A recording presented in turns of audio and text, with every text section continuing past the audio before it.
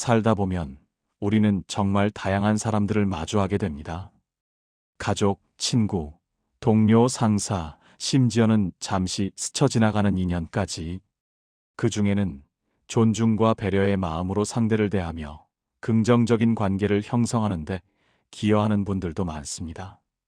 하지만 안타깝게도 자신도 모르게 혹은 의도적으로 타인을 무시하는 행동을 하는 사람들도 분명히 존재합니다. 이런 사람들을 만났을 때 어떻게 대처하느냐에 따라 우리의 감정 상태는 물론 그 관계의 흐름, 나아가 우리의 삶의 질까지도 크게 달라질 수 있습니다. 무시당하는 상황은 단순한 불쾌감을 넘어 우리의 자존감에 깊은 상처를 남길 수 있기 때문에 더욱 신중하고 현명한 대처가 필요합니다.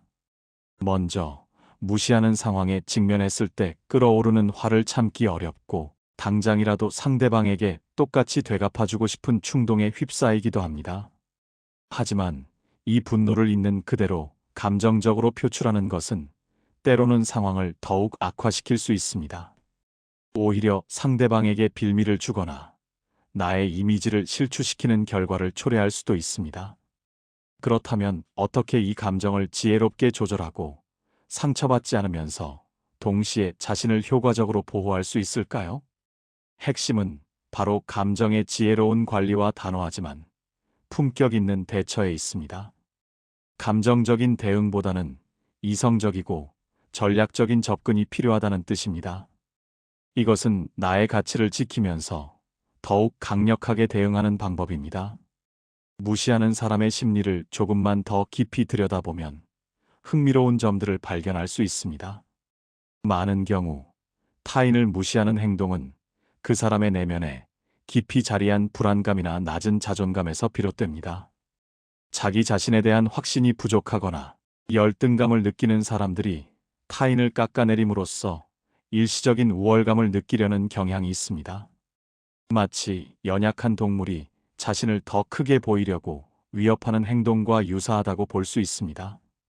또한 공감 능력이 현저히 부족하거나 타인의 입장을 헤아릴 줄 모르는 미성숙한 소통 방식 때문에 자신도 모르게 타인에게 불쾌감과 상처를 주는 경우도 비일비재합니다. 때로는 자기 기준이 너무 강하고 완고하여 다른 사람의 상황이나 배경을 전혀 고려하지 않는 권위적인 성향에서 비롯되기도 합니다. 이러한 유형의 사람들은 자신의 사고방식만이 옳다고 여기며 타인의 의견을 경청하지 않는 특징을 보입니다. 이러한 심리를 이해하는 것이 우리가 감정적으로 휘둘리지 않고 상황을 객관적으로 그리고 한 발짝 떨어져서 바라보는데 큰 도움이 될 수 있습니다. 상대방의 무례함이 나의 가치를 떨어뜨리는 것이 아니라 오히려 그 사람의 내면적인 결핍과 미숙함을 드러내는 것일 수 있다는 점을 인지하는 것이 중요합니다. 그들의 행동은 그들 자신의 문제이지 결코 여러분의 잘못이나 부족함 때문이 아니라는 사실을 명심하십시오. 이 깨달음은 여러분이 불필요한 감정 소모를 줄이고 자신을 보호하는데 중요한 첫걸음이 될 것입니다. 그럼 이제부터 구체적이고 실질적인 대처 방법에 대해 하나씩 자세히 이야기해 보겠습니다. 이 방법들은 여러분이 일상생활에서 바로 적용할 수 있도록 실제적인 사례와 함께 설명해 드릴 것입니다. 첫 번째 방법은 바로 침묵의 힘을 활용하는 것입니다. 누군가 나를 무시하는 말을 하거나 불쾌한 행동을 할 때 즉각적으로 반응하기보다는 23초 정도 상대방의 눈을 똑바로 응시하며 짧은 침묵을 유지해 보세요. 이때 중요한 것은 당황하거나 기죽은 표정이 아니라 차분하고 단호한 눈빛으로 상대를 바라보는 것입니다. 그리고는 아주 짧고 가볍게 미소를 지으며 자연스럽게 다른 화제로 넘어가는 것입니다. 이는 상대방의 무례한 행동에 내가 감정적으로 전혀 동요하지 않으며 그들의 말이 나의 시간을 할애하여 반응할 가치조차 없다는 메시지를 매우 간접적이지만 강력하게 전달하는 효과가 있습니다. 상대방은 자신의 의도대로 여러분이 화를 내거나 당황하지 않는 모습에 오히려 당황하게 될 것입니다. 침묵은 때로는 천마디 말보다 훨씬 강렬하고 명확한 메시지를 전달할 수 있는 강력한 무기가 될 수 있습니다. 상대방의 에너지를 받아주지 않음으로써 그들의 공격을 무력화시키는 현명한 방어막이 되어줄 것입니다. 두 번째 방법은 논리적인 만말로 단호하게 대응하는 것입니다. 물론 감정적으로 맞서거나 싸우자는 의미가 아닙니다. 상대방의 잘못된 정보나 과도한 자만심 혹은 무례한 언행에 대해 논리적이고 자신감 있는 태도로 반박하는 것입니다. 예를 들어, 제가 알기로는 그 부분이 사실과 조금 다른 것 같습니다. 제가 확인한 자료에 따르면 이러이러한 내용이 정확합니다라든지 그렇게 말씀하시는 의도는 충분히 이해합니다만 제 생각은 다릅니다. 이 사안에 대해서는 제가 경험한 바에 의하면 이러한 방향이 더 적절하다고 판단합니다와 같이 정중하지만 확고한 어조로 자신의 입장과 의견을 분명히 밝히는 것이죠. 중요한 것은 감정적으로 격앙되지 않고 사실과 논리에 기반하여 침착하게 대응하는 것입니다. 자신감 있는 태도를 잃지 않고 상대방이 더 이상 선을 넘지 못하도록 인지시키는 것이 이 방법의 핵심입니다. 이때 상대방의 인신공격이나 비난에는 똑같이 대응하지 않고 오직 문제의 본질과 사실 관계에만 집중해야 합니다. 이러한 대응은 여러분이 만만한 사람이 아님을 상대방에게 각인시키는 동시에 불필요한 논쟁을 유발하지 않고 상황을 정리하는 효과를 가져올 수 있습니다.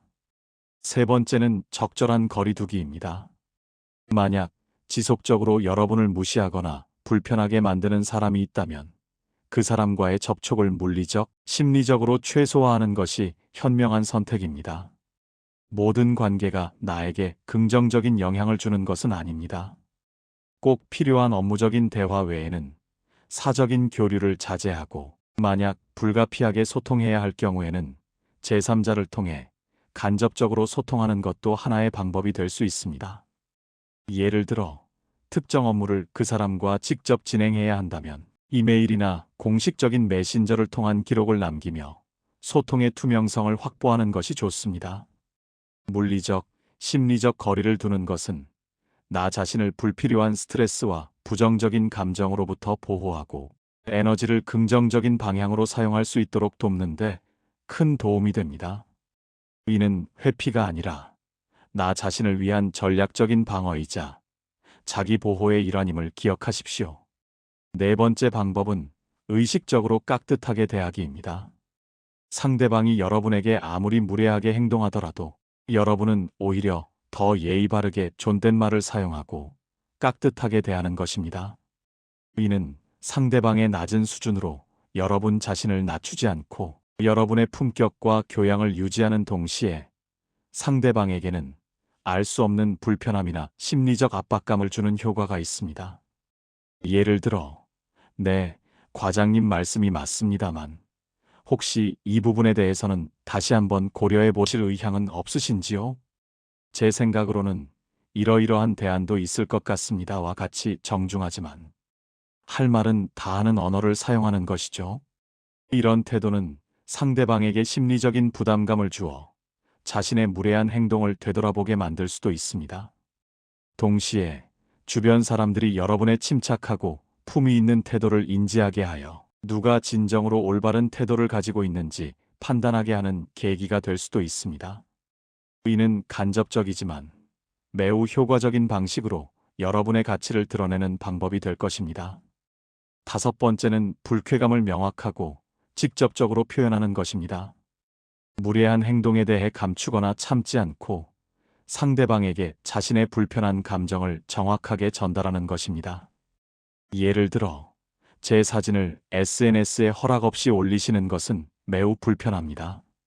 개인정보 침해의 소지가 있으니 오늘 중으로 해당 게시물을 내려주셨으면 좋겠습니다와 같이 정중하면서도 강력하게 자신의 의견과 요구사항을 전달하는 것입니다. 이때 중요한 것은 저는 합니다. 혹은 저는 을 느낍니다와 같이 주어를 나로하여 자신의 감정을 전달하는 나 전달법을 사용하는 것입니다. 상대방을 비난하거나 공격하는 말투가 아닌 나의 감정과 입장을 솔직하게 전달함으로써 상대방이 자신의 행동이 타인에게 어떤 부정적인 영향을 미치는지 구체적으로 깨닫게 하는 것입니다. 직접 대면하여 말하기 어렵거나 불편한 상황이라면 문자 메시지나 이메일 혹은 전화 통화를 통해서도 충분히 자신의 감정을 명확하게 전달할 수 있습니다. 중요한 것은 감정을 숨기지 않고 명확하게 표현하되 상대방의 인격을 공격하는 것이 아닌 그들의 행동에 대한 나의 감정을 전달하는 것에 초점을 맞추는 것입니다. 이는 여러분의 경계를 분명히 하고 상대방에게도 앞으로 어떻게 행동해야 할지 명확한 지침을 제공하는 역할을 합니다. 6번째 방법으로 관계의 변화를 시도하거나 과감하게 정리하는 것을 진지하게 고려해야 합니다. 모든 관계가 반드시 지속되어야 할 필요는 없습니다. 특히 나에게 지속적으로 해를 끼치고 정신적, 감정적 스트레스를 주는 관계는 나의 삶에 독이 될 뿐입니다. 이럴 때는 과감하게 관계를 끊어내는 용기가 필요합니다. 이는 단순히 도망치는 것이 아니라 나 자신을 보호하고 더 건강하고 긍정적인 관계를 찾아 나아가기 위한 적극적인 선택입니다. 때로는 관계를 끊어내는 것이 자신을 위한 최선의 그리고 유일한 선택일 수 있습니다. 여러분의 시간과 에너지는 한정되어 있으며 소중한 여러분의 자원을 해로운 관계에 낭비할 필요는 없습니다. 이 결정은 결코 쉽지 않겠지만 장기적으로는 여러분의 삶의 질을 현저히 향상시킬 것입니다. 여기서 특히 존댓말을 사용할 때 우리가 흔히 범할 수 있는 주의사항이 있습니다. 존댓말은 상대를 존중하는 아름다운 언어이지만 때로는 자신을 약하게 보이게 하거나 자기 비하의 도구로 오용될 수 있습니다. 예를 들어 죄송합니다와 같은 습관적인 사과는 여러분이 잘못하지 않은 상황에서도 마치 잘못한 것처럼 보이게 하여 상대방에게는 여러분을 만만하게 여기는 빌미를 제공할 수 있습니다.